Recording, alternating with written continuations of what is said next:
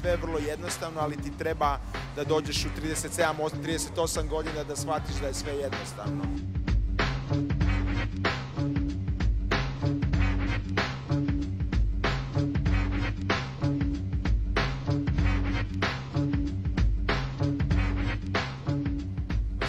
Moja priča počinje tamo sredinom 80-ih, kad sam na zagrebačkom radiju 101 ulovio emisiju Elektrofunk premijera Slavena Balena, kasnije preimenovana u Reptek, i tu sam bio vjerojatno jedan od rijetkih velikih fanova te emisije sve do tamo 90. 91. godine, kad se nakon jednog ljeta u Americi vraćam u Zagreb i Slavin Balen je u jednoj emisiji objavio da bi ugostio neke ljude iz grada koji imaju dobru kolekciju ploča, i ja sam onda poslao Slavinu pismo i napisao šta imam sve u svojoj kolekciji i da sam se tek sad vratio iz New Yorka nakon 2 mjeseca i njemu se to činilo dosta interesantno i pozvao me u goste na moje prvo radijsko gostovanje 91. Odnosno početak 92. pardon. I tamo upoznajem svog tadašnjeg partnera Frksa, DJ Frksa, s kojim sam intenzivirao druženje od 92. i 93. dobijamo radijsku emisiju Blackout na programu Radija 1, nekadašnje, koji je bio svojevrsni drugi program Radija 101, i krećemo 18.11.93. krećemo sa emisijom Blackout. Ona je u prvo vrijeme bila isključivo koncipirana kao prezentacija američkih repera. Međutim, u nekog skorije vrijeme smo počeli dobijati demo snimke domaćih izvođača. To doba WFP, Young Lords, Sea Crime Sayers, i Frks dolazi na ideju da nakon ovog freestyla koje je baš Stole spomenuo, mi smo nakon kluba, nakon radija počeli organizirati i mjesečne Blackout lounge partije. I tamo su se još dodatno profilirali neki zagrebački underground MC i Frks dolazi na ideju da najbolje snage tadašnje okupi na jednom projektu koji se zove Blackout Project Impossible, koji je bio iniciran i demonstracijama 96. Protiv zatvaranja Radija 101, gdje su se Bizo Baby Dukes, Šat iz grupe Elemental,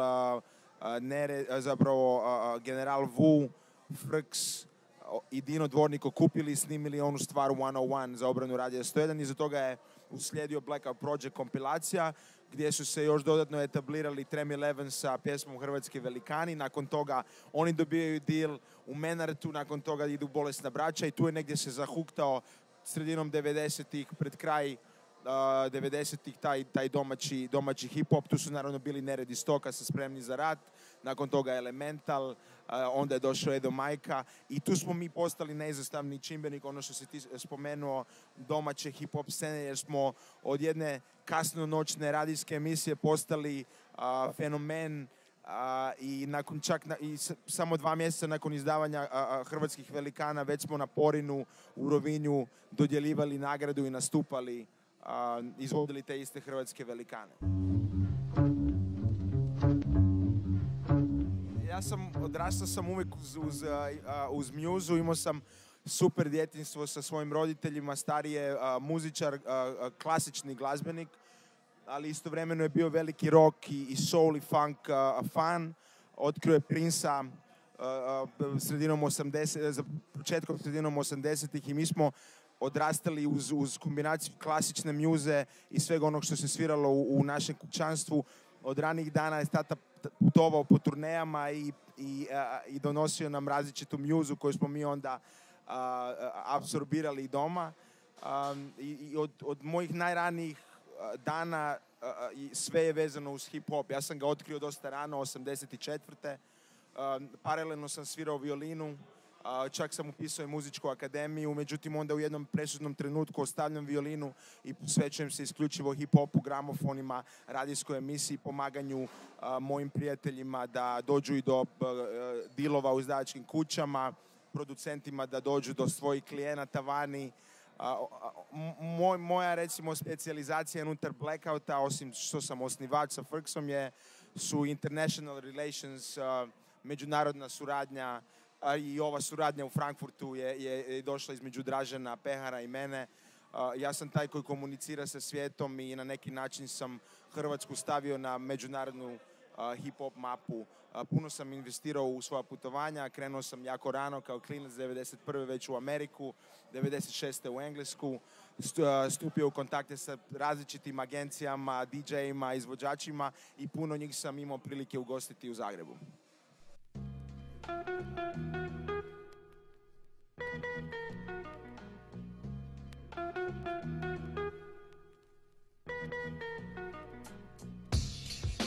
Ja sam veliki fan, štovatelj muzike.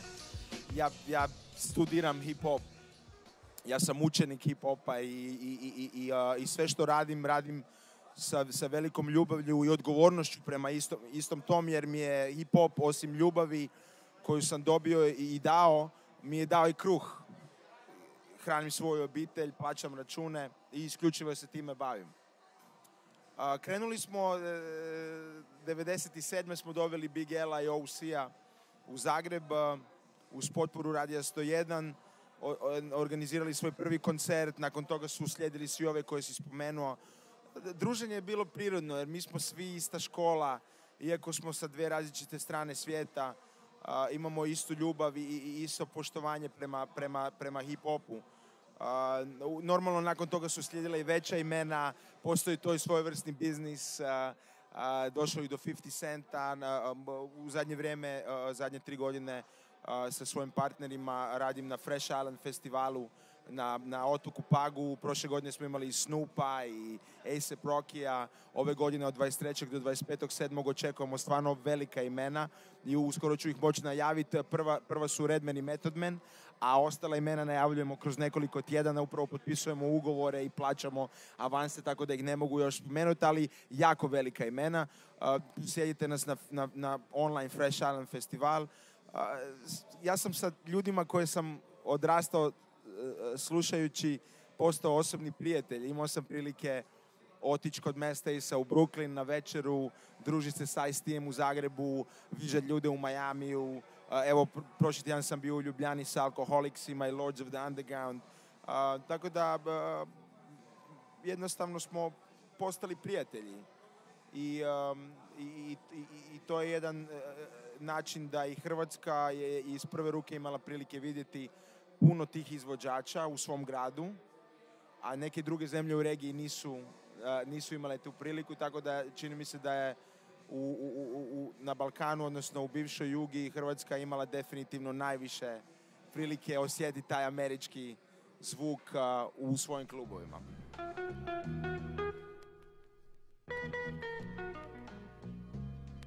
Neusporedivo je to, svaka zemlja ima svoje karakteristike, svoje tržište, svoju ekonomiju, svoju neku mikroklimu. Mi smo mala zemlja, dosta se u zadnje vrijeme radi na regionalnoj suradnji između bendova, grupa, povlače se grupe iz gradova, iz različitih država bivše zemlje i surađuju skupa. Velika je kriza doma, financijska kriza, politička kriza i to utječe. S jedne strane kreativnost je izražena više u krizi, a s druge strane taj poslovni aspekt koji sam ja na neki način specijalizirao je vrlo ga je teško realizirati. Tako da ne možemo se mi usporediti ni sa Njemcima ni s Francuzima, ali imamo jedan svoj, kako bi rekao, jednu svoju scenu, mikro varijantu i dobro plivamo i dobro funkcioniramo u njoj.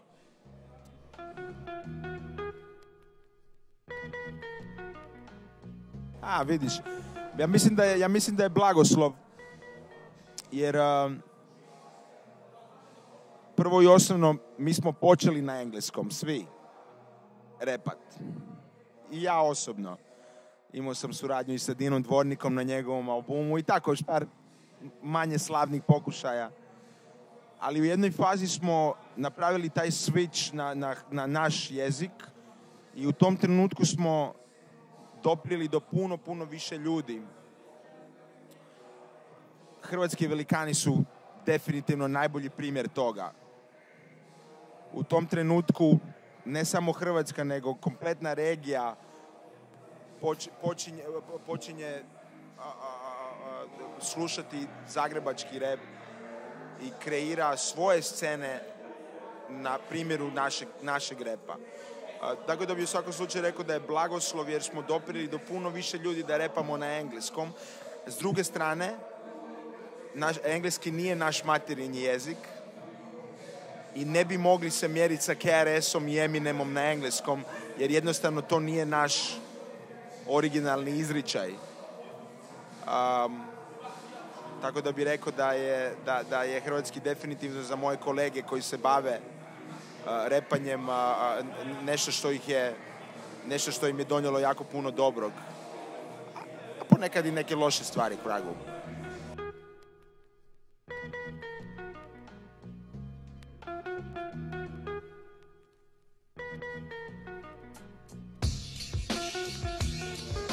To se tako prirodno dogodilo. Stoka se vratio iz Barcelone i dugo ga nismo vidjeli. Bilo nam je drago da ga vidimo i dao nam je garanciju da će se potruditi da sada izgura to maksimalno fair i korektno. Ne prema nama, nije bilo nikakve zamjerke, nego za sebe, korektno prema sebi.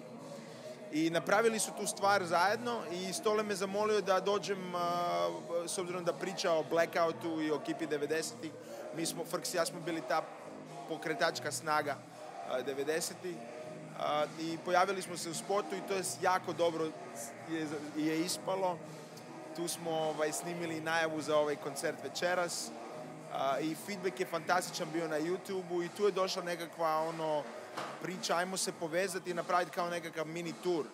U početku Vu i Stoka i ja, i osim ovog nastupa u Frankfurtu večeras, uskoro imamo i Maribor, imamo Beograd, pregovaramo s Ljubljanom.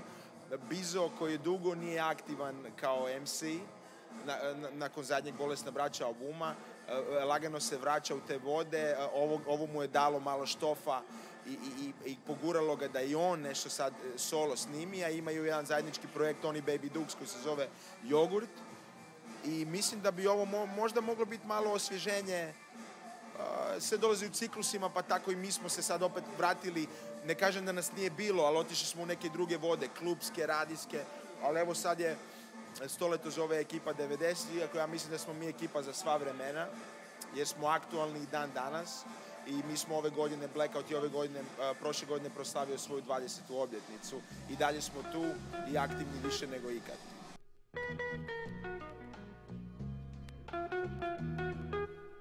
Zato što je ovo je bio poziv Draženom i nekako je Dražen formirao ovu formaciju. Organizator je pozvao Vua. U biti trebali smo doći Vu i ja. Onda je vidio da Vua iz Stoleta i onda je pozvao njih. Bizo je bio u nekim pričama, ali na kraju se to nije realiziralo, ali Bizo bi trebao sad, mislim Bizo je uvijek s nama, ali Bizo bi sad trebao uletiti u sljedeću fazu naših nastupa, jer očekujemo od Bize, osim ovog gostovanja, očekujemo još 1 do 2 stvari njegove solo. Tako da onda, on ima hrpu materijala normalno kao Bolesna braća, ali bi htjeli da na tragu ovog što je sad pokazao na ovom spotu i u stvari da realizira još 1, 2, da jednostavno još dodatno kreira svoj personalni buzz i onda da zajedno okupimo snage. Bizo je inače moj Fresh Island festival partner, mi radimo zajedno i kao DJ u klubu Groove, Peppermint i obiteljski smo prijatelji i naša djeca se druže skupa.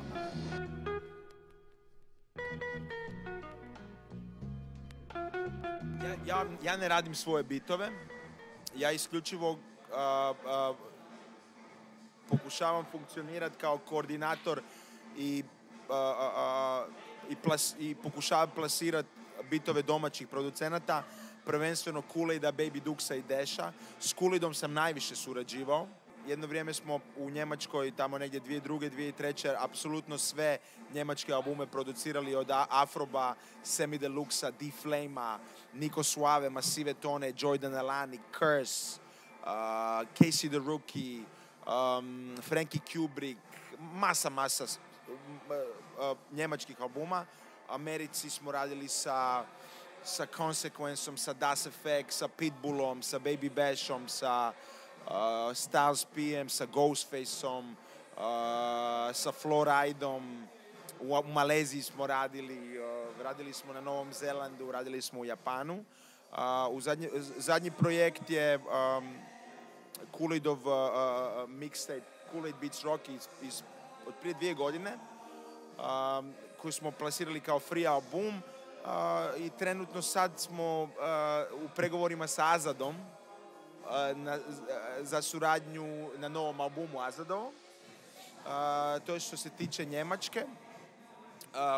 Pomogao sam grupi Madcon iz Norveške da dobiju Snoop Dogga na novu ploču. Snimili su spot u Hrvatskoj na Pagu, Snoop Dogg i grupa Madcon. A zadnji moj veliki projekt tog tipa je suradnja Umeka, slovenskog DJ-a, techno DJ-a i producenta, sa jednim velikim američkim reperom. Još ne mogu spomenuti o kome se radi, ali pomažem povezati Evropljane i Amerikance. Umek radi jedan veliki projekt i angažirao me da mu pomognem da jedan veliki američki reper gostuje na njegovom projektu u spotu, a i da naprave zajedničku turneju. Tako da se bavim povezivanjem mogućih, nemogućih stvari. Fresh Island Festival, imamo svoj blog blackouthiphop.com, imamo svoju liniju garderobe i masu drugih stvari.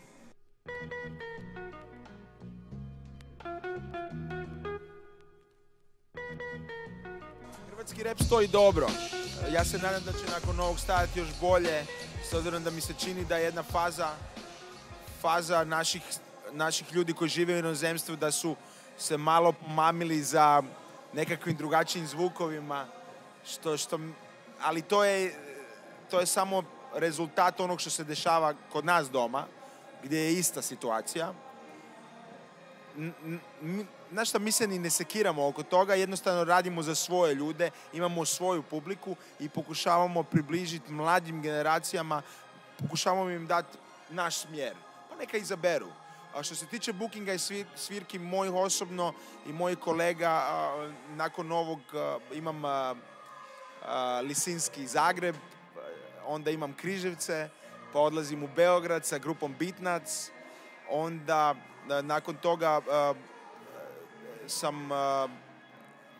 idemo u Maribor, Stoka, Vu i ja, pa nakon Maribora Fresh Island Festival promo party u Evropi, u Berlinu, u Minhenu, 24.4. u Minhenu, u klubu Krug sa DJ Jazzy Jeffom.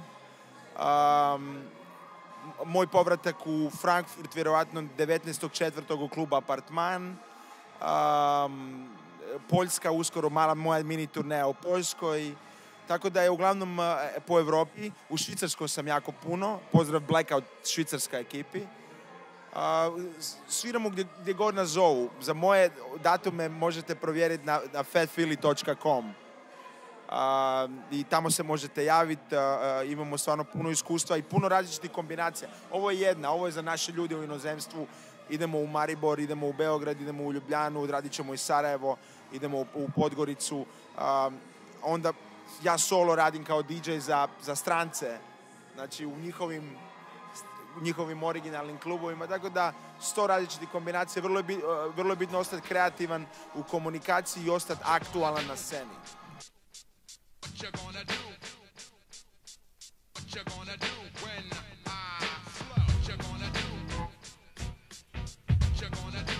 Fresh Island Festival, to je naša beba. To je vrhnje, kajmak onog što smo sve do sad radili. Okupili smo stvarno jedan strašan tim, Medo iz R&B Confusion ekipe, Stupni, Bizo i ja iz Blackout ekipe, kao core organizacija i normalno ljudi koji rade za nas i s kojima surađujemo u cijelom svijetu. Napravili smo jedan festival na jednoj fantastičnoj plaži na otoku Pagu na Zrću. Skužili smo da Englezi dolaze i organiziraju, uzimaju nam super destinacije po Hrvatskoj i rade svoje festivale. I bilo je pitanje vremena kad će rap festival doći u Hrvatsku. Nakon 20 godina što sam organizirao koncerte, rekao sam ne, moramo biti prvi u tome. Bizo je došao s idejom okupio je Medu koji je menadžer Papaje, ja sam došao sa svojim kontaktima, Stupni je došao sa svojim idejama i evo 3. godina postajemo jedan od najzanimljivijih festivala. Imamo fantastičnu suradnju sa New Yorker brandom iz Braunschweiga, iz Njemačke, koji nam je generalni pokrovitelj i partner festivala, koji se sada službeno zove New Yorker Fresh Island Festival. I to je nešto što želimo da cijeli svijet čuje za Fresh Island, za Hrvatsku i da kroz koju godinu imamo 20, 25, 30 tisuća ljudi. Istovremeno moja obitelj, 2 djece, supruga, to je nešto na čemu radim svakodnevno, da nam bude bolje. Kuham, bavim se kuhanjem, da mi djeca jedu zdravo, nabavljam zdravu hranu, organsku. Što dalje? Htio bi da moja DJ karijera izađe izvan okvira evropskih, da odem i u Aziju, da možda odem u Australiju. Još jedna intimna želja mi je da produciram nekoliko svojih stvari u studiju, jer imam i glazbenu naobrazbu što se tiče violine i toliko iskustva u poslu i kao DJ, tako da imam ideje koje bih htio realizirati kao producent. I jednostavno nastavi dalje, da me zdravlje služi, da mogu i sljedećih 20-30 godina raditi ovo što volim, što je blagoslov za mene, moju obitelj, a i čini mi se i za cijelu zemlju, jer bez nas puno toga ne bi bilo danas.